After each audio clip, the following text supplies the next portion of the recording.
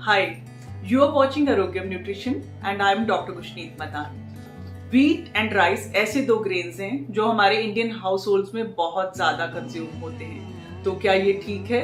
हमें wheat and rice को use करना चाहिए? The answer is absolutely no.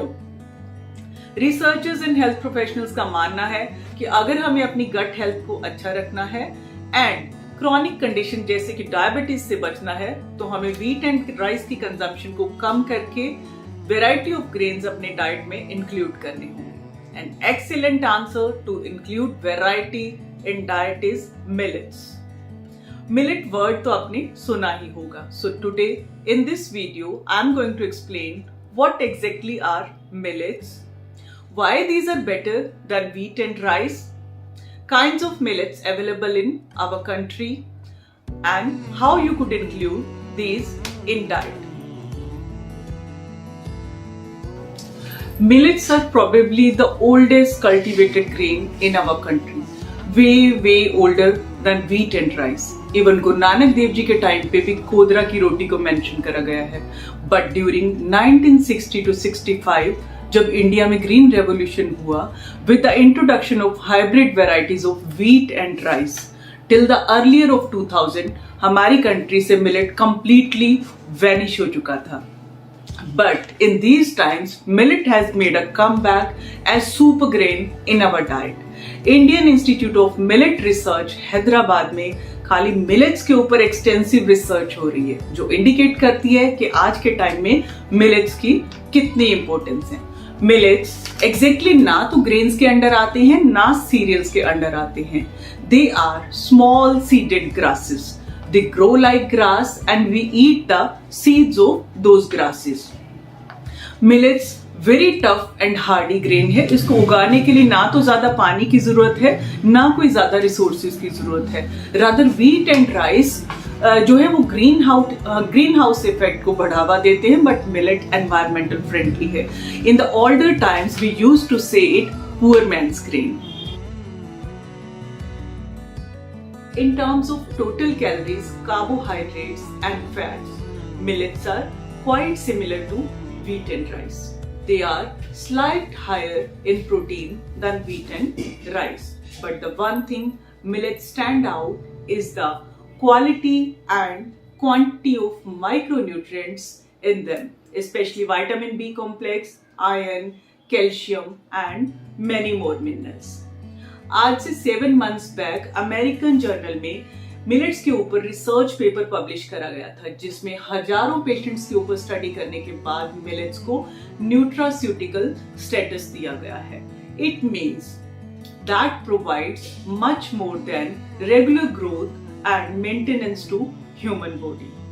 These more benefits include lowering blood pressure, lowering blood sugar, lowering risk of cardiovascular diseases, lowering chances of diabetes, and reducing asthmatic attack in asthma patient, reducing migraine attacks in migraine patient, and increasing longevity in cancer patients.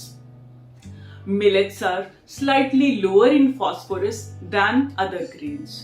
They have higher content of fiber than wheat and rice. They are very low in glycemic index and they keep us fuller for very longer time. Antioxidant content of millets is almost 10 times higher than wheat and rice. Antioxidants are the substances which help us fight age-related symptoms. They are very good for our skin and hair. Different basis पे millets को categorise करा गया है. Major millets में बाजरा and जवार आते हैं. Minor millets में फिंगर मिलेट, फॉक्सटेल मिलेट ये सब आते हैं. सूडो मिलेट्स एक कैटेगरी है जिसमें अमरांथ एंड बकव्हीट आते हैं जो ना तो मिलेट्स हैं ना ग्रेन्स हैं बट ग्लूटेन फ्री होने के कारण इनको मिलेट की तरह ही यूज किया जाता है. मिलेट्स की एक और कैटेगरी है जिसमें हस्क नहीं होता. They need not to be hulled. Reason and season के हिसाब से भी मिलेट्स को डिवाइड करा गया है. तो अब हम 1 by 1 मिलेट्स को डिस्कस करेंगे.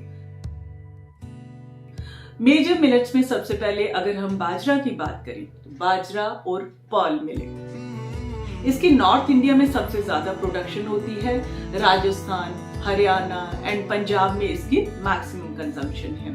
हॉट पोटेंसी का होने के कारण इसको विंटर्स में यूज करा जाता है। सोरगम और जवार।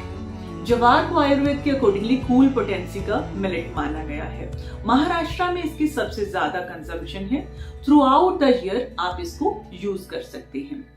जवार एंड बाजरा ये दोनों प्रोटीन रिच होते हैं देन अदर ग्रेन्स एंड इनका फाइबर कंटेंट भी काफी हाई होता है। अगर हम माइनर मिलेट्स की बात करते हैं तो माइनर मिलेट्स में 5 ऐसे मिलेट्स आते हैं जो बहुत पॉपुलर हुए हैं thanks to a man in Bangalore, doctor Khadar Vali, a natural scientist, जिन्होंने 5 माइनर मिलेट्स के ऊपर एक्सटेंसिव स्टडी भी करी और इनको श्री धान्य के अंडर अंकित करा है। तो ये 5 मिलेट्स हैं minor millets. Number 1 is foxtail millet, जिसको हिंदी में कांगनी बोलते हैं। Number 2 is brown top millet, जिसको हिंदी में छोटी कांगनी बोलते हैं।